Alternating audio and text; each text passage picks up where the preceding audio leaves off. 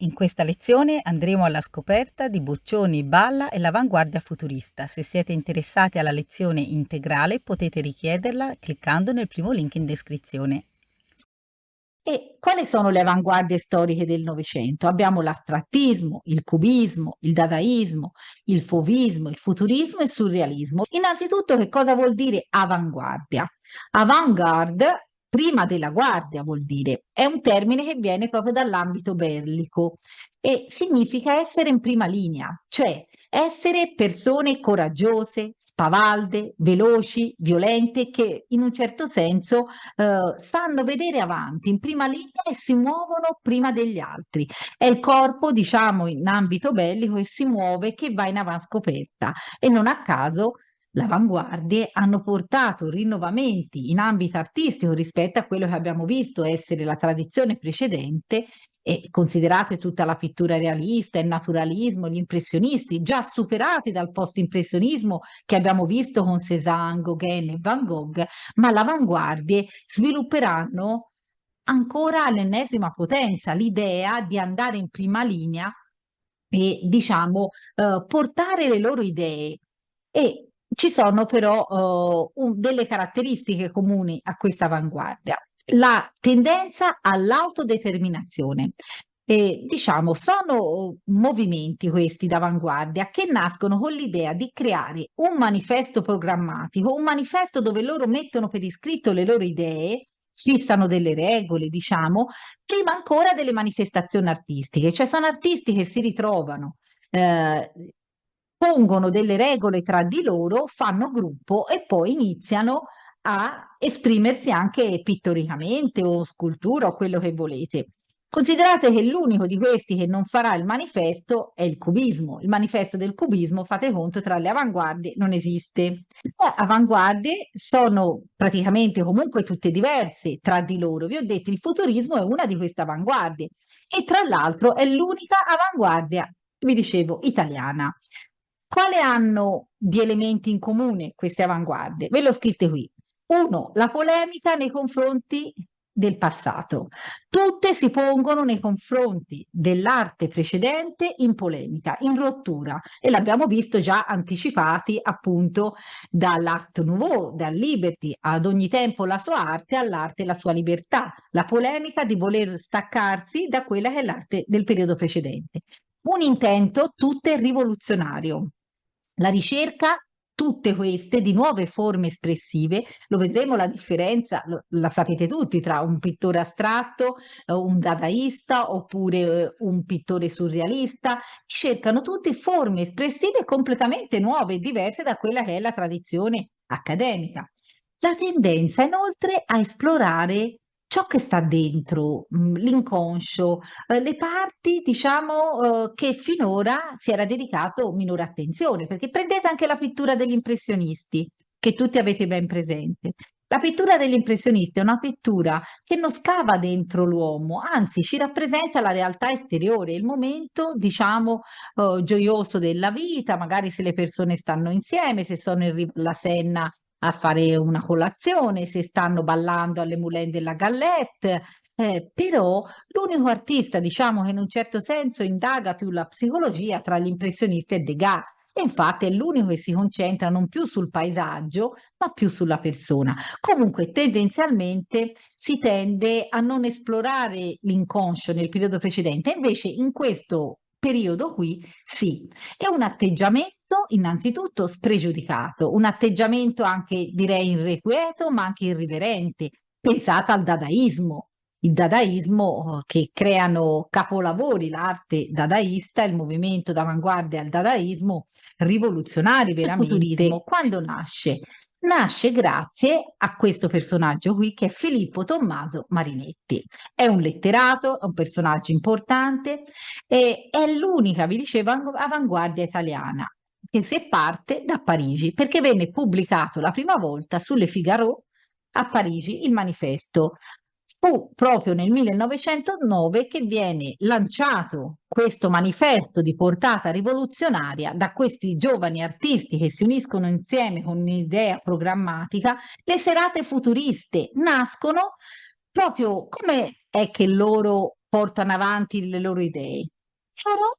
Per esempio, qui c'è Boccioni che ci illustra umoristicamente una serata futurista e le serate futuristi lasciano tutti sbigottiti perché come questi organizzano le serate, il pubblico ben pensante che arriva è sbigottito, scappano via, a volte interviene la polizia perché sono praticamente personaggi che fanno di tutto di ciò che le persone fino allora non erano abituati a vedere. E poi vedremo che cosa fanno. Parole, per esempio, in libertà. Loro si sentono liberi di esprimersi in tutti i campi. La funzione dell'arte allora qual è? I temi e gli obiettivi generali del gruppo elencati nel manifesto sostanzialmente sono questi.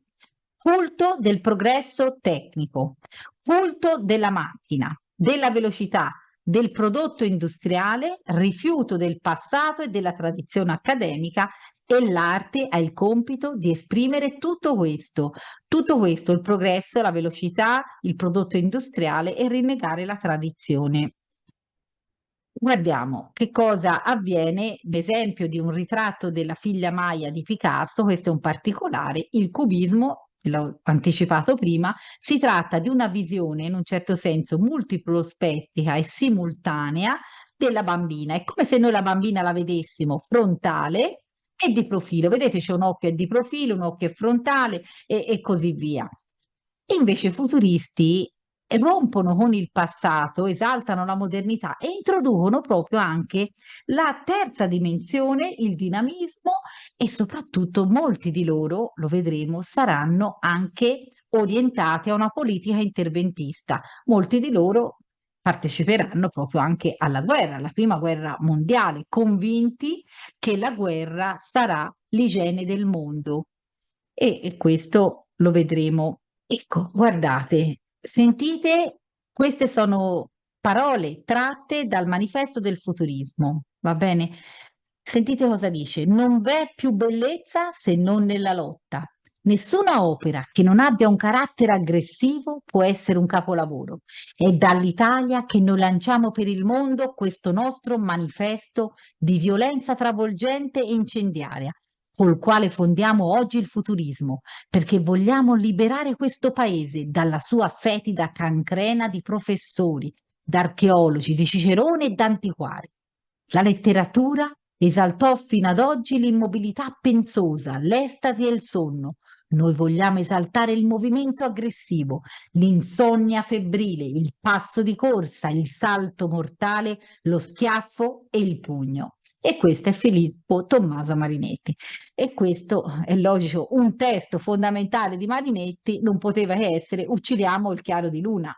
Perché il chiaro di luna che piace ai romantici, figuratevi se ai futuristi piace il chiaro di luna. Questo è il capolavoro di Balla che vi aveva anticipato prima, Lampada d'arco. Guardate, il chiaro di luna, caro ai romantici, è uno spicchio, una falce di luna quassù in secondo piano e qui questa lampada d'arco ci mette in luce la luce di un lampione, logicamente. La lampada d'arco è questa luce elettrica che riesce ad essere più potente del chiaro di luna dei romantici, no? È logico, l'effetto sdolcinato del chiaro di luna era un elemento che apparteneva al passato, che loro come futuristi vogliono condannare, vogliono eliminare, no? I raggi artificiali di questa lampada, vedete che si propagano a tal punto partendo dal centro e poi si allargano sempre più, colorate a raggiera, e sono tante piccole pennellate di colori puri. Vedete, qui c'è la tecnica divisionista che vi dicevo. I futuristi, è logico, siccome parlano di progresso, di velocità, avranno bene a mente il movimento, studiano il movimento, le sequenze fotografiche, anche è logico del cinema, se voi pensate, no? Riescono a capire come vengono assunte le pose, per esempio durante una corsa di cavalli o la corsa di un uomo, e quindi studiano attentamente tutti questi aspetti.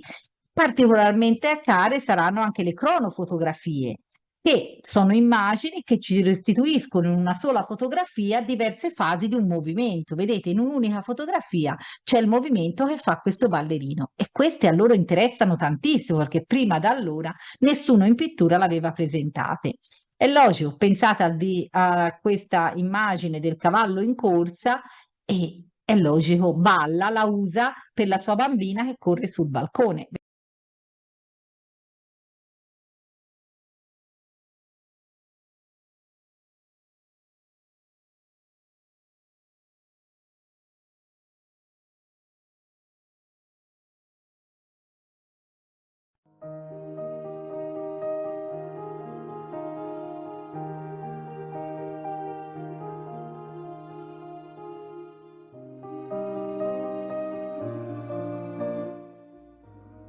Salve, oggi parleremo della cucina futurista. Saranno loro a abolire la pasta asciutta.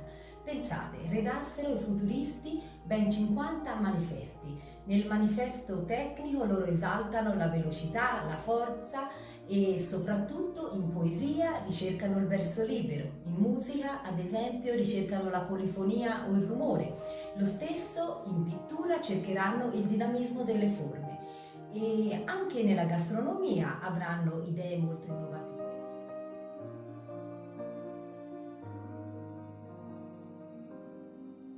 Pensate che in cucina il filetto di montone si sposò con la salsa alle gamberi, la noce di vitello con l'assenzio, la banana col groviera e la ringa con la gelatina di fragola.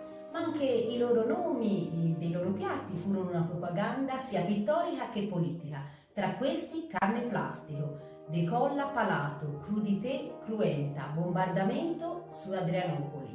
Scopriamo insieme allora questi futuristi.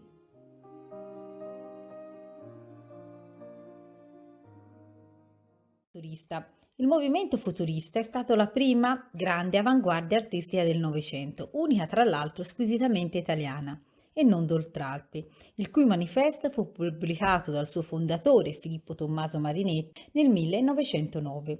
I futuristi sognarono di chiudere i conti col passato per ricostruire il mondo sull'idea del progresso. Noi affermiamo che la magnificenza del mondo si è arricchita di una bellezza nuova, la bellezza della velocità. Fra i tanti che aderirono al futurismo ricordiamo Boccioni, Carrà, Russolo, Severini, Balla.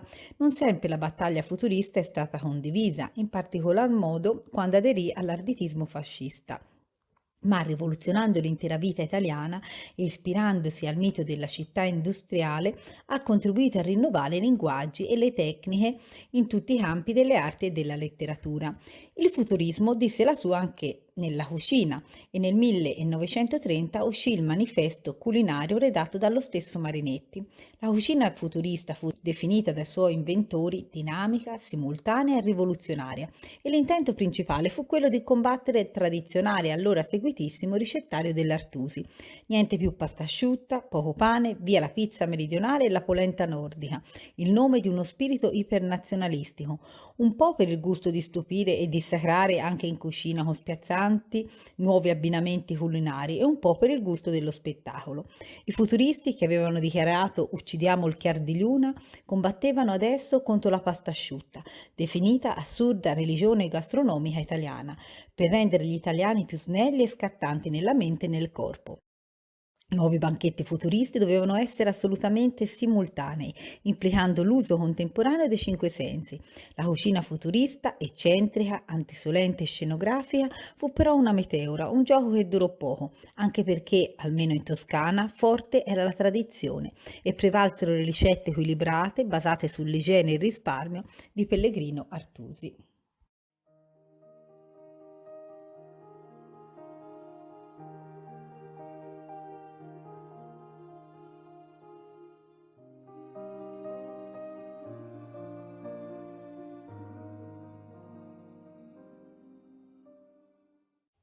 I futuristi furono propensi all'abolizione del coltello e della forchetta, creando quindi dei bocconi simultanei e quindi un abbinamento, come in un'opera d'arte, di colori, suoni, musica e profumi.